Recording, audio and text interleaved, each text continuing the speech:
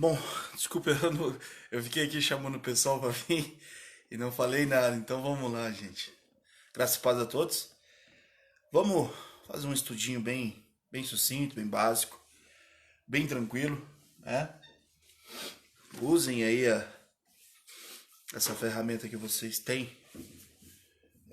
Uma parte é chamada de Escrituras Sagradas e a outra parte é chamada de Recomendações à Igreja. Alguns vão falar Bíblia.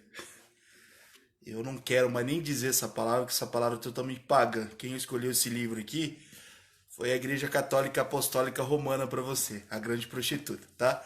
Onde ela deixa livros de fora, onde eles falam que os cupinchas lá de Constantino são homens santos que escolheram isso aqui para você, tá bom?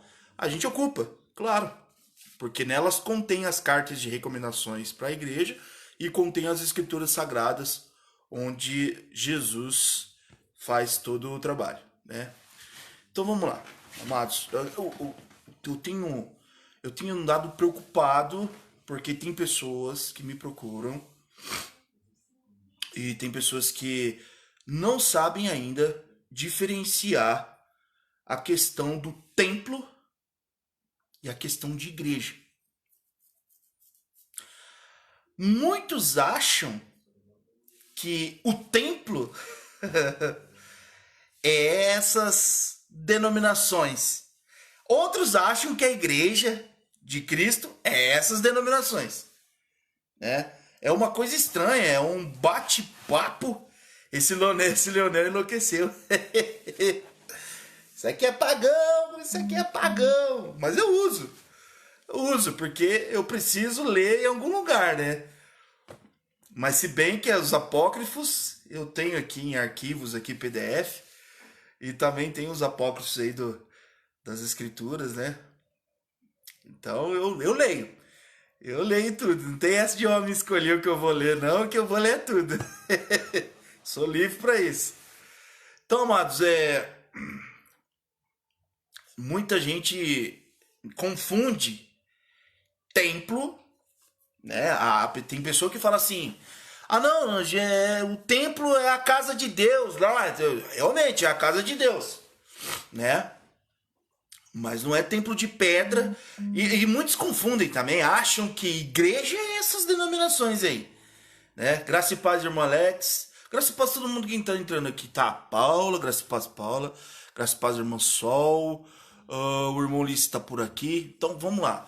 Pessoal, quem for já entrando, compartilha aí a live, né? E vamos estudar um pouquinho sobre templo e igreja.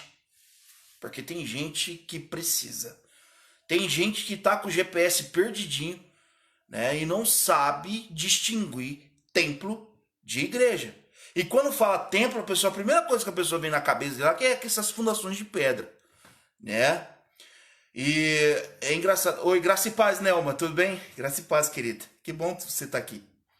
E as pessoas têm que começar a ter visão, começar a ter vontade de aprender, né? Então vamos lá.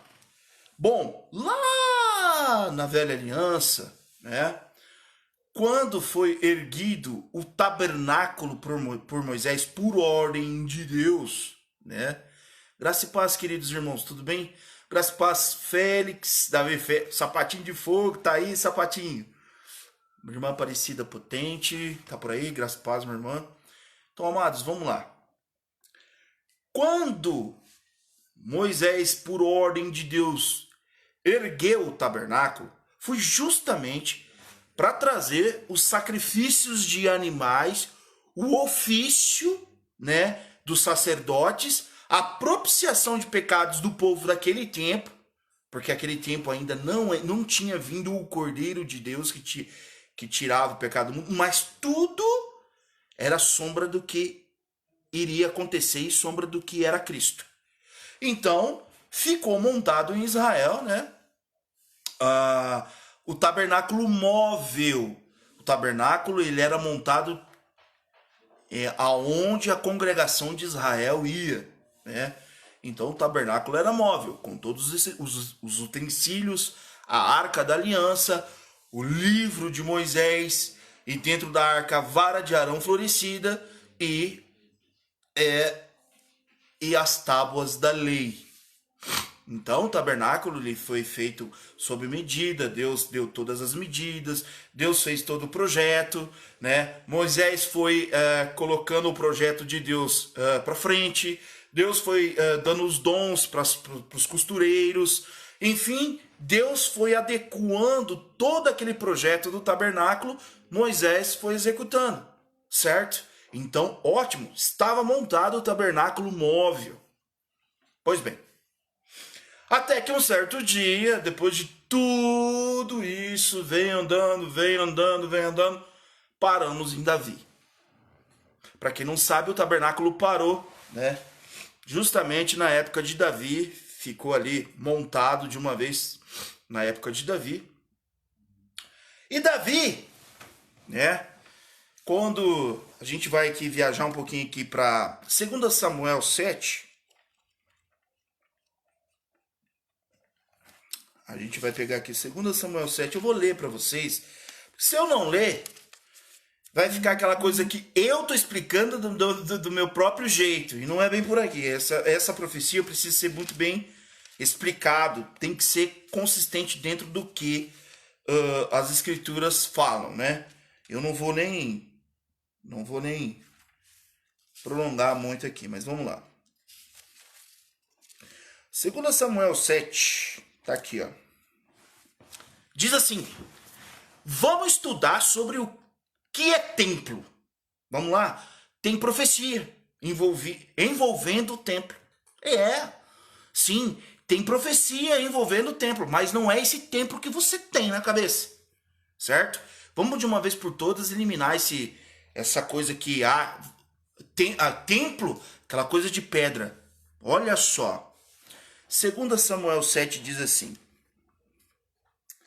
sucedeu que, habitando o rei Davi em sua própria casa, tendo-lhe o Senhor dado descanso de todos os seus inimigos em redor, disse o rei ao profeta Natã: olha, eu moro em casa de cedros, e a arca de Deus se acha numa tenda.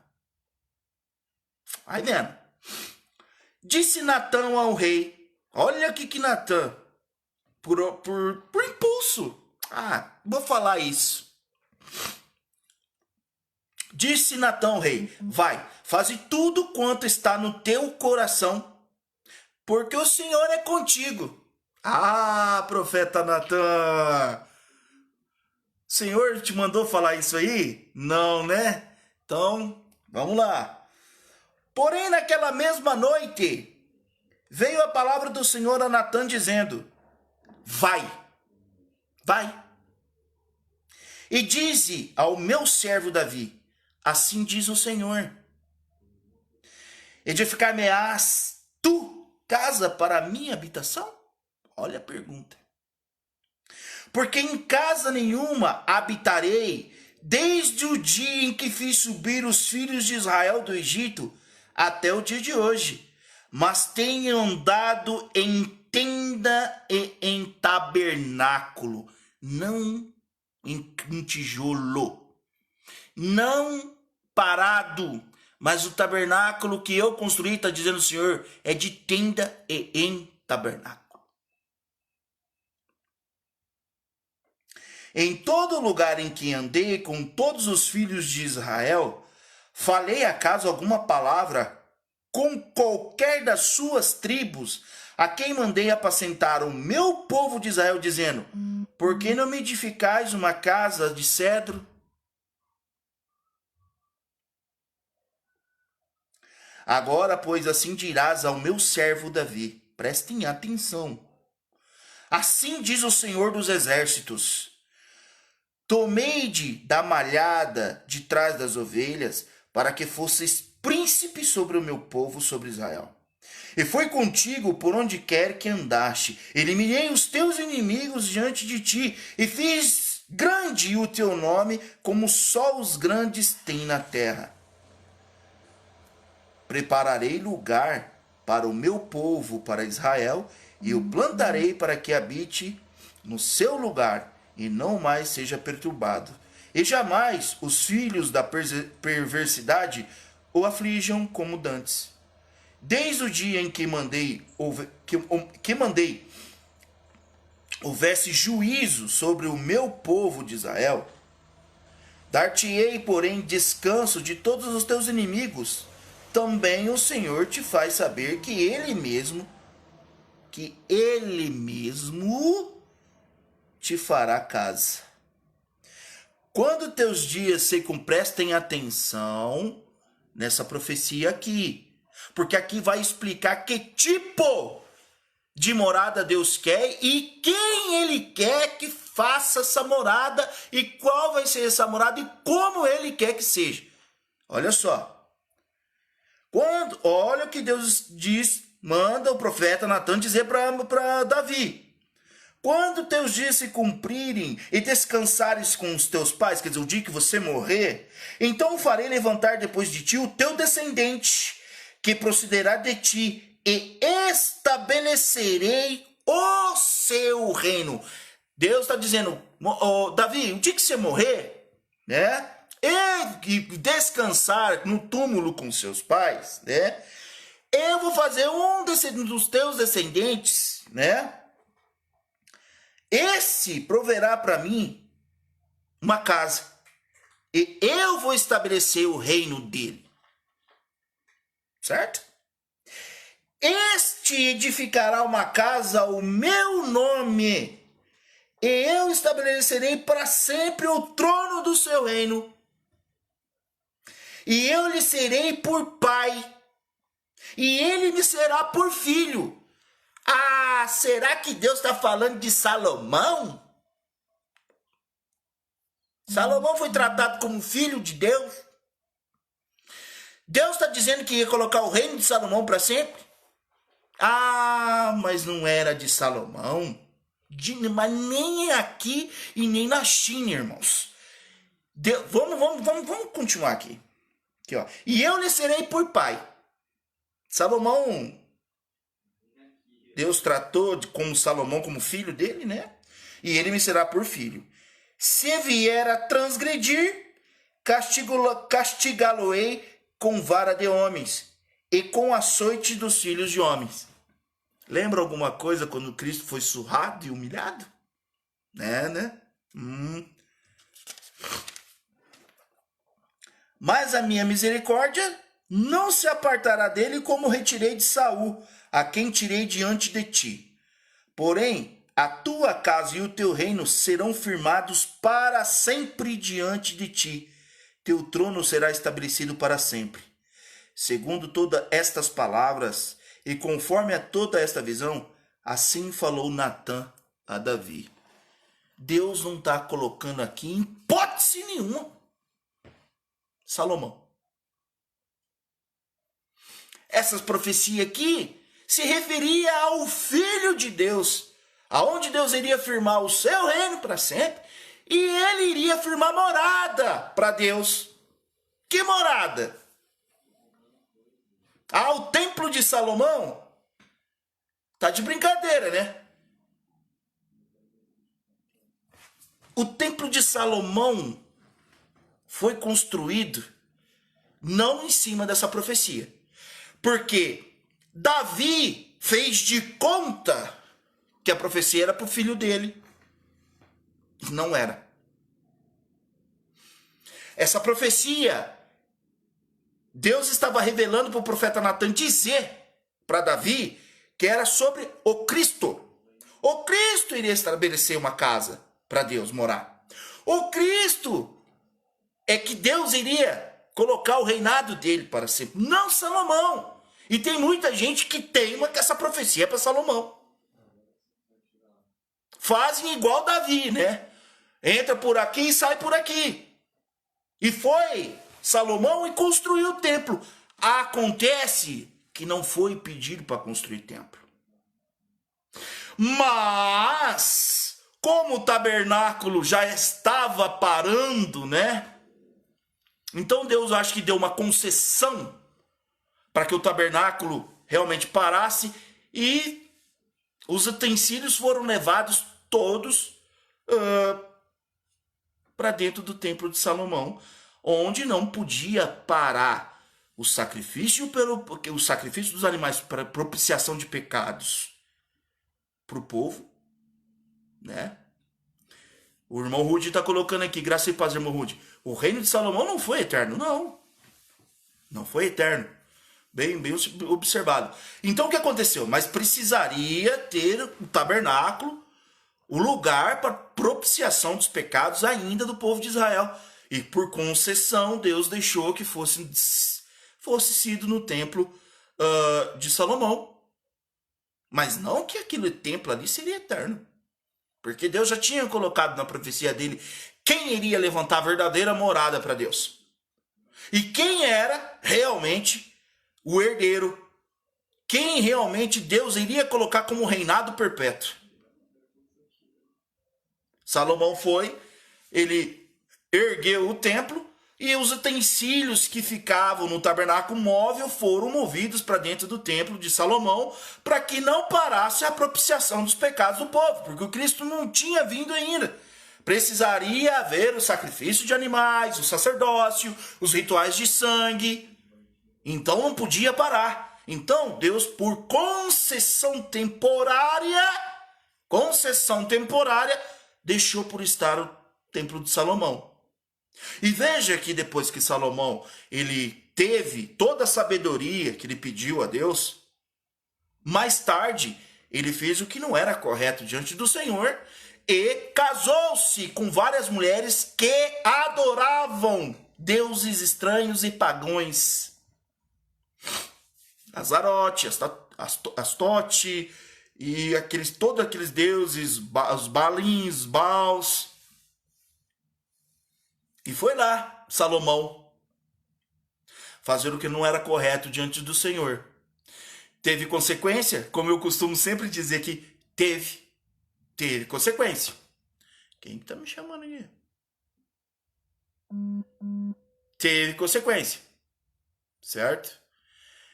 Então assim, pessoal, o grande problema é que diante dessa concessão, muita gente achou que isso aí ia ser eterno. Esqueceram da profecia de 2 Samuel e Cristo no capítulo 21 de Lucas. Viaja aí, gente. No capítulo 21 de Lucas, vamos viajar aqui.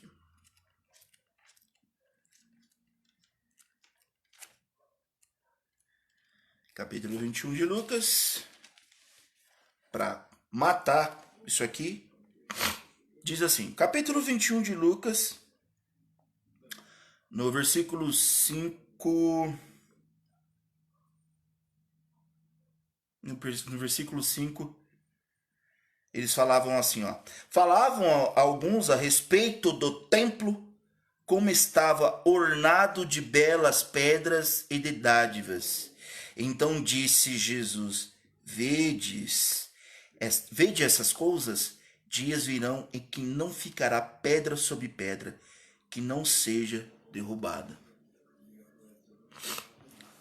Olha só, Jesus tem aquele passeio com os discípulos e apóstolos ali em volta do templo. Os apóstolos, Senhor, olha que pedras bonitas, olha que grande templo. Jesus fala, não ficará pedra sobre pedra. Quando Cristo disse isso, que não ficará pedra sobre pedra, Cristo já sabia que com o seu sacrifício, ele iria entrar como sumo sacerdote, cumpriria os rituais que eram feitos dentro do templo de Jerusalém, propiciação dos pecados, os rituais de sangue, os sacrifícios de animais. Cristo já sabia que ele ia substituir tudo isso aí. Ele iria cumprir o que estava na lei e nos profetas desde a sua morte e ressurreição. Então Cristo iria substituir a todos aqueles animais e toda digamos, todos aqueles rituais, né, da lei. E ele substituiria, ele ia entrar no Santo dos Santos e ia fazer a propiciação de nossos pecados Ah, mas e o templo de pedra? Por que que Cristo falou que ia ser destruído? Porque não precisaria mais daquele templo devido ao sacrifício de Cristo completar a sua, digamos, a sua finalidade. Para que aquele templo, se não precisava mais de animal? Se não precisava mais fazer todo aquele ritual? Para que aquilo? Cumprindo 2 Samuel, onde ele traz a morada para Deus dentro de cada um remido no seu nome. Você é a morada de Deus. Quando você passa a ser um remido em Cristo, o Espírito Santo habita dentro de você. Boa noite, irmã Lena. Irmã Lene Santa Pureza. Ah, esse nome. Tudo bem, irmã Lene? Tudo bem?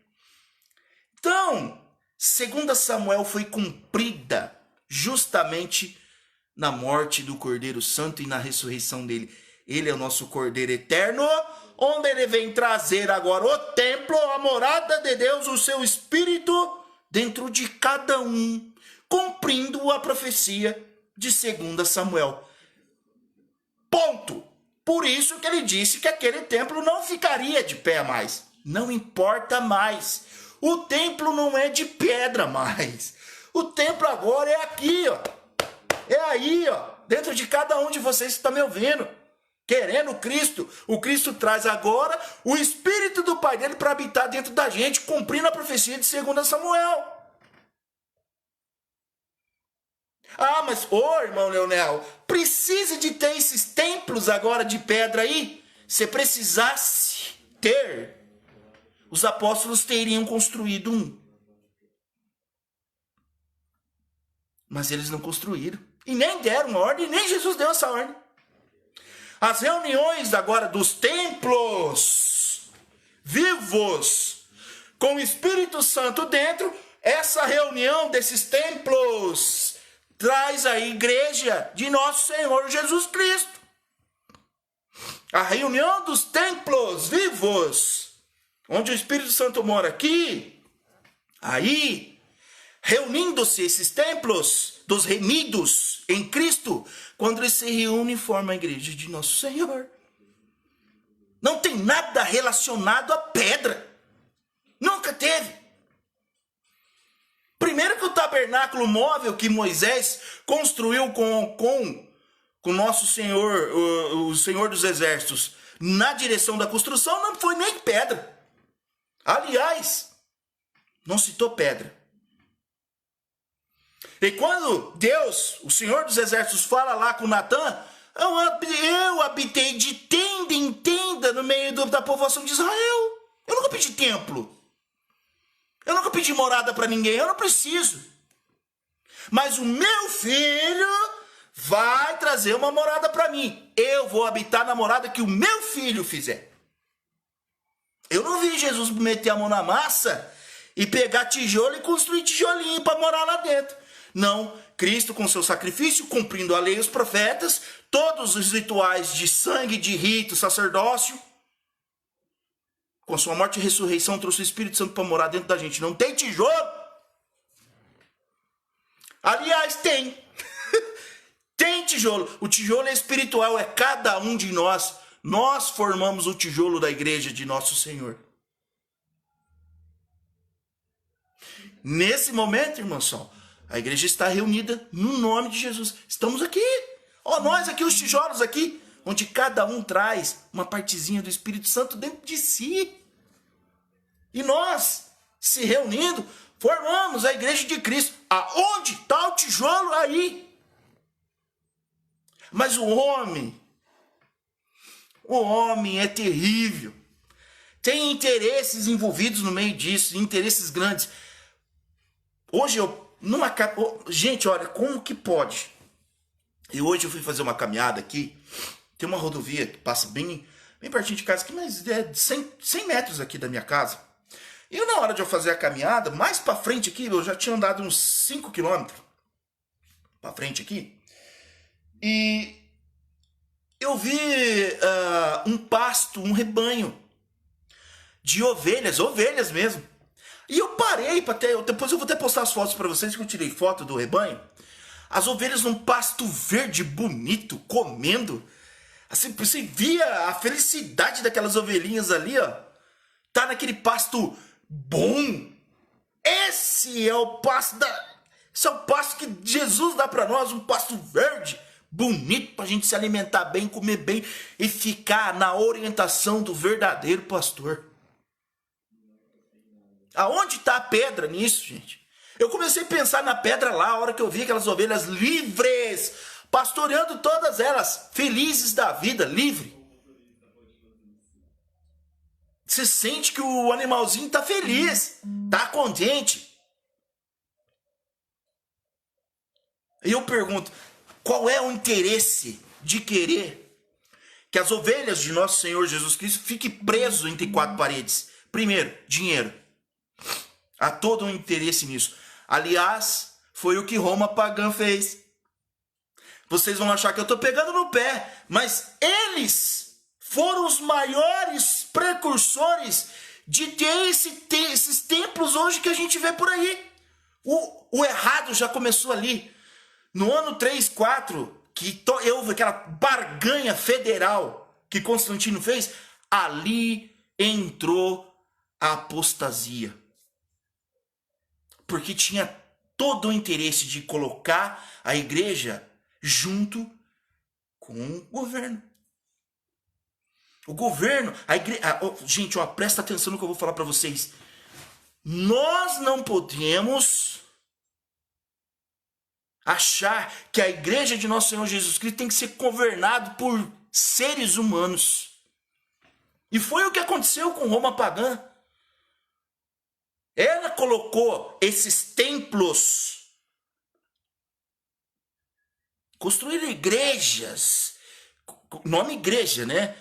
Construíram templos riquíssimos, com a arrecadação ordinária e mentirosa que começou lá em Constantino. Aí eles não tinham como aprisionar muito povo, aí criaram isso aqui, ó. Criaram isso aqui, e isso aqui vai por mim, irmãos. Quem assistiu o livro de Eli sabe do que... O filme Livro de Eli sabe do que eu estou falando. Isso aqui é aprisionar a cabeça. Isso aqui é danado para aprisionar, que eu vou te falar, viu? Isso aqui aprisiona. Isso aqui dá medo nas pessoas. Isso aqui, ó. Tá vendo esse livrinho aqui? Esse livrinho chamado Bíblia foi criado justamente para prender você lá dentro. Porque se era para ser sério, se era para funcionar sério, por que é que deixaram vários outros livros riquíssimos em informações, contendo os passos dos precursores da Igreja de Cristo, deixaram de fora? Ah, mas escolheram, são homens escolhidos, que eram homens cheios do Espírito Santo. Tá de brincadeira com o pincha do Constantino ser cheio do Espírito Santo, cheio de interesse, de prender o povo. Tá de brincadeira, né?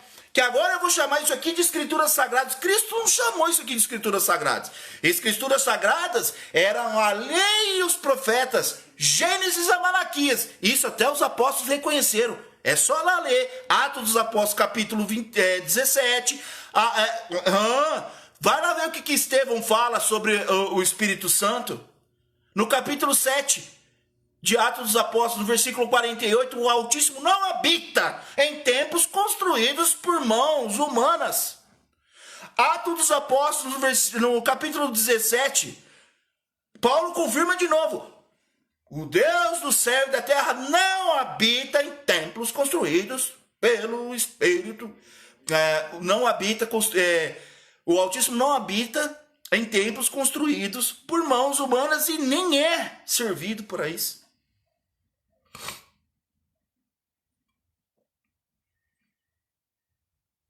Agora, meus irmãos, eu vejo vocês comentando: sim, é muito bom, mas então falem isso.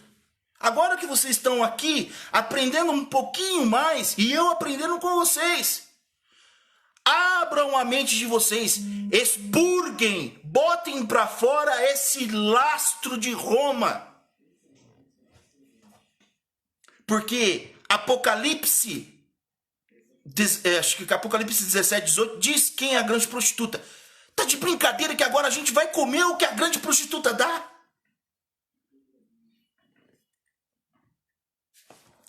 Eu leio essa compilação porque aqui as informações, sim, dos livros e das informações que eu fui buscar, sim, tá aqui. Eu uso. Mas eu sei do perigo que isso trouxe. Eu sei quantas pessoas foram mortas para que isso não acontecesse. Você se considera o templo do Espírito Santo? Então haja conforme o Espírito Santo lhe ordena. Seja você um templo do Espírito Santo conforme a profecia de 2 Samuel. Seja você reunido com seus irmãos que são templos do Espírito Santo, formando cada um o tijolinho da igreja de nosso Senhor Jesus Cristo, sem o lastro de Roma. Com Roma não dá.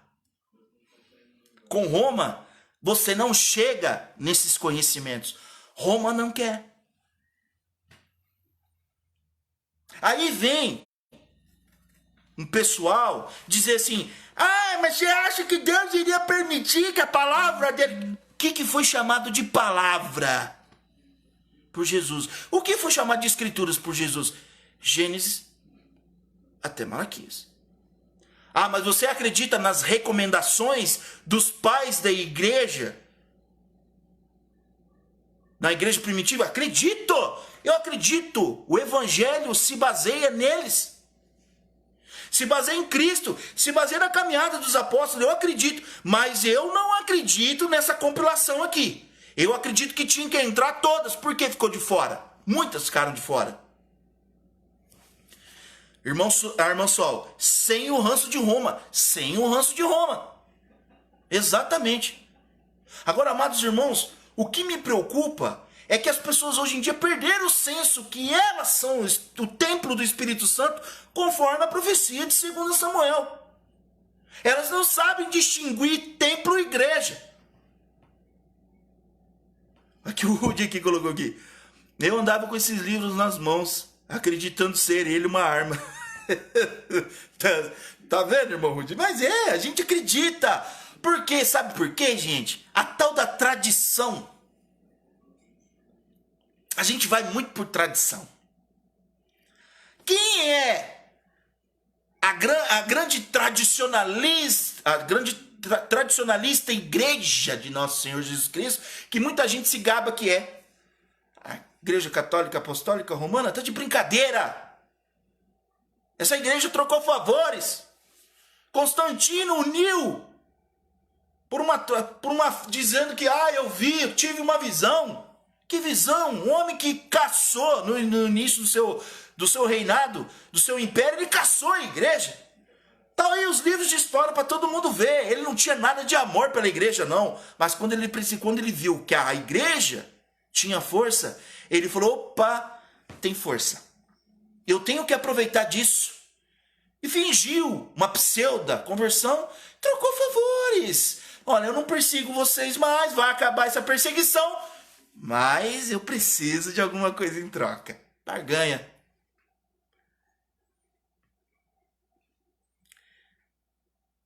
Sinal de live perdido aqui pra mim. Uai, por quê? Tá normal, não tá, gente?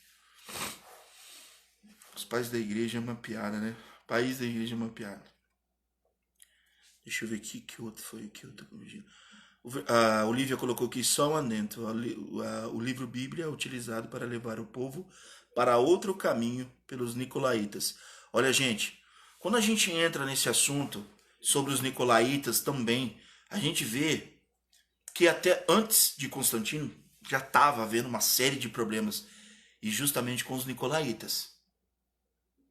Os nicolaítas, por alguns estudos que a gente acaba adentrando, eles eram dissimulados, judeus que faziam de conta que eram convertidos para a igreja de Cristo e entrava só para zoar o plantão. Só para zoar o plantão. Certo? Eles entravam só para razoar o plantão. Então eles não tinham nada de convertidos. O problema já começou por aí. E é fora que os fariseus tentaram. E vieram imperadores tentando assolar a igreja, tentando assolar. Até que chega Constantino, assolando também no início do seu reinado. E depois vira uma mãe de leite. Irmãos,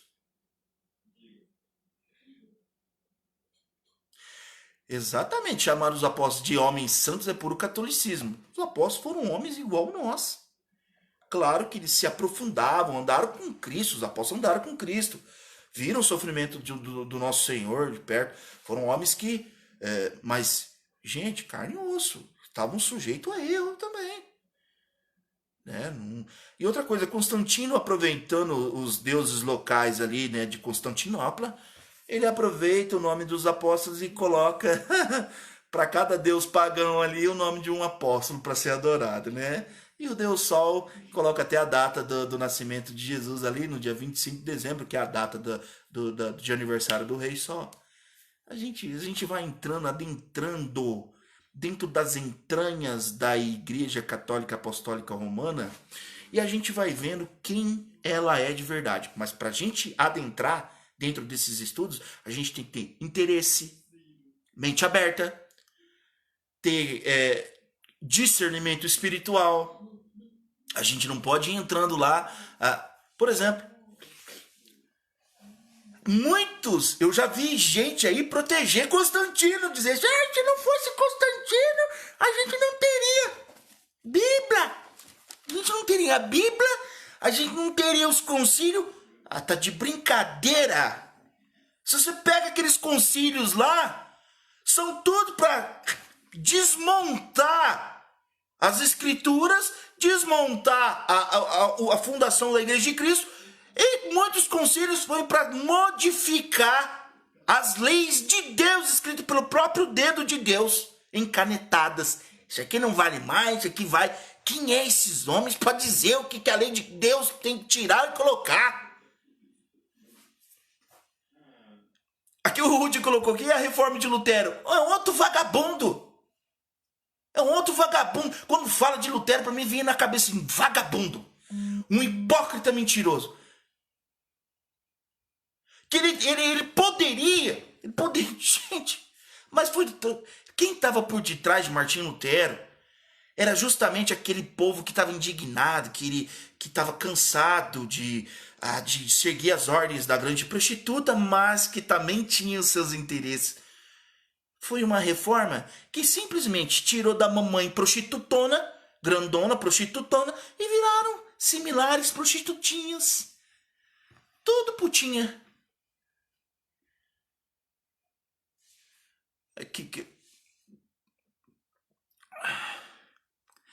Irmão Sol aqui. Irmão Leonel, não deixe de fazer as lives, nós aprendemos muito. Aqui um ensina o outro. Exato. Que o Rude, graça e paz, viu, irmão Sol? Sempre a gente vai estar aprendendo com o outro aqui. Eu não sou dono da verdade. Algumas informações, de repente, eu tenho humildade de saber. De repente eu estou errado em alguns pontos. Mas a Igreja de Cristo é isso. É um edificando o outro, corrigindo onde o outro está errado. É um corpo. O corpo ele tem as suas, né, as suas funções, né? O irmão Rude aqui, onde está a reforma? Não tem reforma, irmão Rude. Foi outra troca de favores. Digamos aí que foi um outro Constantino da vida, só que numa era diferente. Então de brincadeira, tiraram das entranhas lá essa reforma, tiraram das entranhas lá Se quisesse ter mudado diferente, então já mudaria tudo. Mudou nada. Aqui, ó, o Nilton Carpinteiro colocou as 95 teses, é uma piada. É uma piada. Parece até de mau gosto ainda por cima. Além de ser piada, é de mau gosto ainda. A teologia gospel me enganou com Lutero. Mas não só você. Todos. Aqui o Flávio. Na minha vida, tu és uma bênção. Você não ligou de novo pra mim, né? Então eu fiquei esperando aqui. Eu tava fazendo... Depois fui fazer arroz aqui. Você não ligou de novo. Tô esperando. Então, amados irmãos, veja bem a gente distinguir o que somos e para que somos. Distinguir que templo hoje somos nós. Cristo, com a profecia de 2 Samuel, trouxe o Espírito Santo para morar dentro de cada um de nós. Nós somos os tijolos vivos da igreja do nosso Senhor Jesus Cristo, onde ele é a pedra angular, ele é a pedra principal. Ele é o sustento. Ele é o sustento.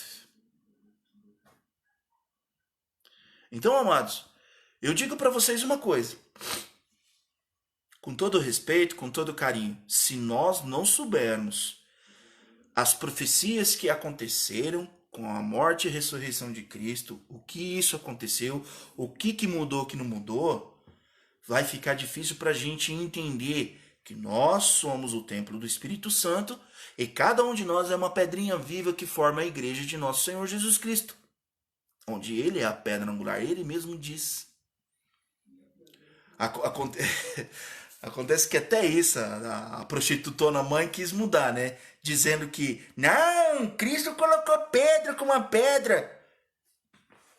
Se você for lá ler bem certinho o que Cristo quis dizer, Pedro diz para ele, e tu és o Cristo, o Filho do Deus vivo. Bem-aventurado tu, Simão Barjonas, filho de Jonas, porque não foi carne e nem ninguém que te revelou isso, mas foi meu Pai do céu, que está no céu, que te revelou. E te digo, e tu és Cefas. Cefas, no aramaico, traduzido, transliterado aí para o grego, é pedrinha pequena, pedregulho, Cefas. E tu és Cefas, e sobre esta pedra, cai de novo do aramaico para o grego ali, é pedra grande, pedra angular, a pedra principal. E sobre essa pedra construirei a minha igreja. Que história é essa de Pedro ser a pedra angular e depois colocar Pedro como papa? É papa casado? Porque Pedro era casado. Já quebra. Irmãos, depois que você começa a estudar mesmo um pouquinho a mais a palavra de Deus, você vê que tudo essa falácia, todo esse troço inventado chega a ser podre, cheira ruim, é torpe. A palavra torpe significa que é ruim, cheira ruim, é podre. Irmãos, é incrível como esse livro e as trocas de favores dos antepassados dessa grande prostituta fez com que hoje tanto ela como as filhinhas trazer essa prisão, aprisionar a mente das pessoas. É incrível como conseguiram aprisionar a mente das pessoas. Incrível.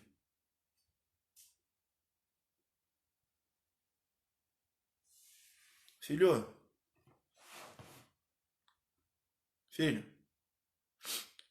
Só um momentinho, irmãos. Filho. Chamou? Chamei. Tô sentindo um cheiro de queimado. Vê um cheirinho de queimado, vê se aqui, ou se é lá fora. Então, amados irmãos, eu fiquei preocupado num cheirinho meio de... Não tá mesmo o cheiro aí? É lá fora, será? Então, amados irmãos, eu digo para vocês, enquanto nós que estamos aqui, a gente não aprender isso que nós estamos vendo hoje, e se a gente não manifestar isso para as pessoas, se a gente não começar a colocar essas coisas na cabeça das pessoas, explicar o que a gente está estudando hoje aqui, a gente não vai conseguir trazer muita gente, não. As pessoas vão ficar sempre... Eu sei que é difícil. O quanto é difícil a gente conseguir colocar isso na cabeça das pessoas. Principalmente, olha gente, eu canso de falar, é ruim quando a gente tem que começar a doutrinar o crente velho. Ah, é duro. Não entra na cabeça do crente velho que as coisas são assim. O Espírito Santo veio habitar dentro de nós. Não existe esse templo de pedra. Ah, chegamos numa época, agora a gente tem que evangelizar os crentes velhos. Realmente, colocar em mente, cauterizada essas coisas aqui, irmãos, é muito difícil.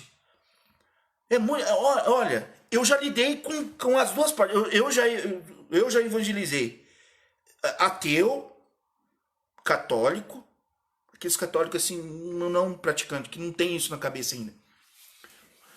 Como é facinho você ir trabalhando com eles. Mas quando é o tal do crente velho, cheio de lastro de Roma e do sistema religioso, ah, meus amados irmãos, é duro. É duro. E estamos chegando numa época que a gente está tendo dificuldade de pregar o evangelho, porque quando a gente começa a pregar o evangelho, vem alguém do sistema e fala assim, não é assim, não dá ouvido para esse cara não. Vai pelo caminho mais fácil, né?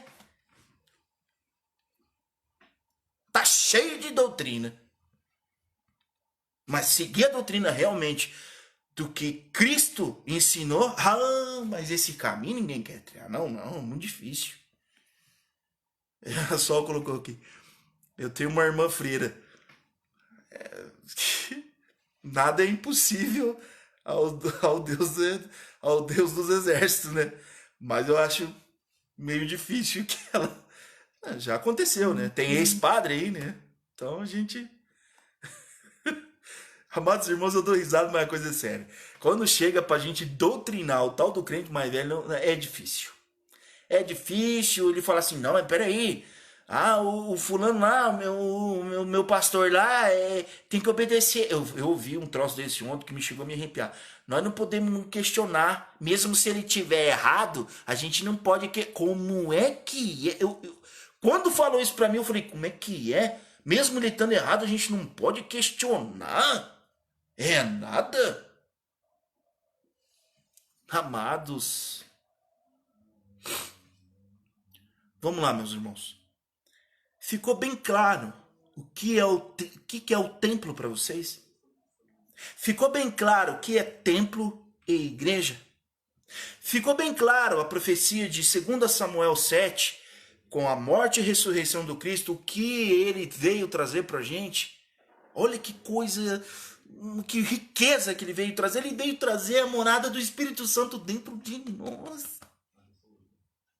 Nós somos o templo, nós somos a morada do Deus vivo. E nós, morada do Deus vivo, quando a gente se reúne, somos tijolinhos da igreja de nosso Senhor Jesus. Ele é a pedra angular. Vocês entenderam? Não é maravilhoso isso? Quando a gente consegue trazer a luz das escrituras para explicar isso pra gente falar, puxa vida, eu não sabia. E pelo amor, gente, ninguém é igreja sozinho. Não falem isso. Quando o cristão fala assim pra mim, eu sou a igreja, ninguém é igreja sozinho.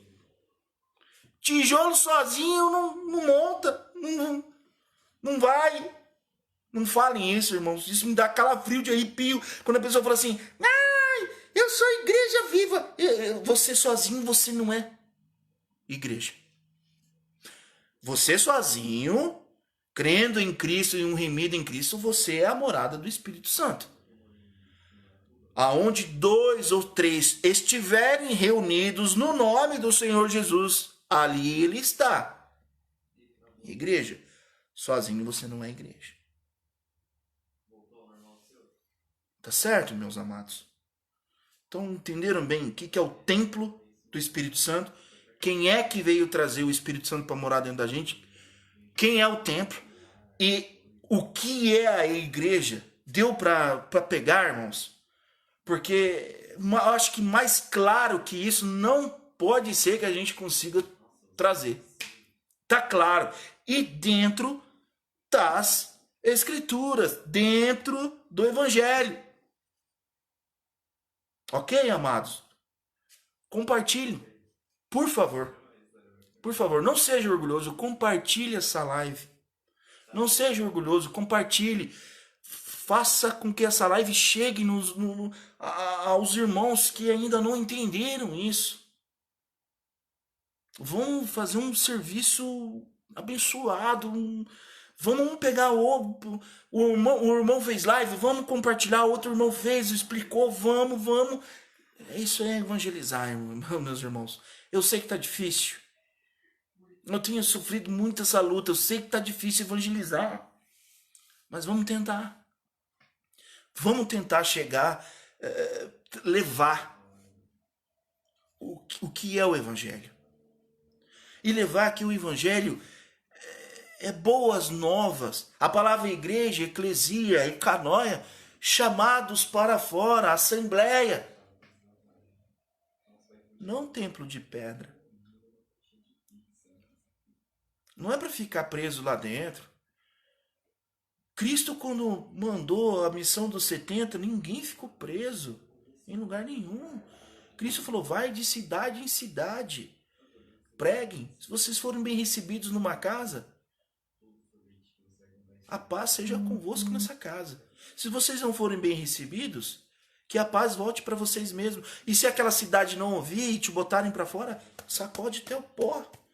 Mas não era templo. Jesus não deu essa ordem. Vai lá, constrói um negócio lá para todo mundo ficar lá dentro. Não. A missão dos 70 está bem claro. É livre. Nós somos livres. 2, 3, partindo aí para falar da palavra de Nosso Senhor. Nós somos livres. Cristo não deu ordem para construir nada. Ele só deu ordem para levar o evangelho. E de graça recebestes, de graça dai. Nem é para ser cobrado. O irmão Paulo escreve na Epístola aos Coríntios, no capítulo 9 ali, que ele abriu mão direito de tudo que ele tinha para pregar o evangelho de graça. É de graça. É de graça. A gente tem que gritar para esses caras que são de graça. Tá aqui marcado aqui para Curitiba receber, né? Cláudio Duarte. O ingresso é 160 pau. Se fosse para ele passar uma palestra dele, tudo bem, é o trabalho dele ser palestrante, mas ele vai vir como pastor. Por uma igreja aqui. 160 pau o ingresso. Como é que se... Quanto que Cristo cobrou de Lázaro? Para Lázaro ressuscitar. Quanto que Cristo cobrou para fazer todos aqueles milagres? Quantos apóstolos cobraram? Nunca foi dinheiro. Sempre foi amor. Eu não pago. Eu não pago para ouvir esses caras. Sabe por quê? Para eu ouvir lá tranqueira. Esse Cláudio Duarte, para mim, ele não passa de um palestrante. Até para palestra ele é bom. Mas como pastor, misericórdia. Quanta heresia. Misericórdia. Eu não pago. Eu não pago. Eu não pago. E não faço questão nenhuma de ver esses caras aí, não. O povo se engana com tão pouca coisa. E aqueles que estão berrando há tanto tempo a verdadeira vontade do Senhor, esses não são ouvidos. E é de graça.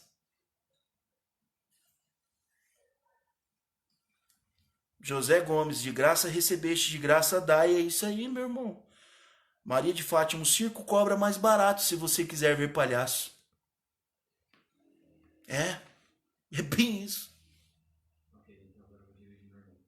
O Circo Tiani, que é o segundo maior circo do mundo, só perde por Circo de Soleil, o ingresso aqui em Curitiba estava R$60 para você ver. Quanto Cláudio Duarte, 160 pau. E tem gente que ainda fala assim, ai, ele é abençoado. Claro que é abençoado. Na grana ele é. Mas sobre trazer Cristo,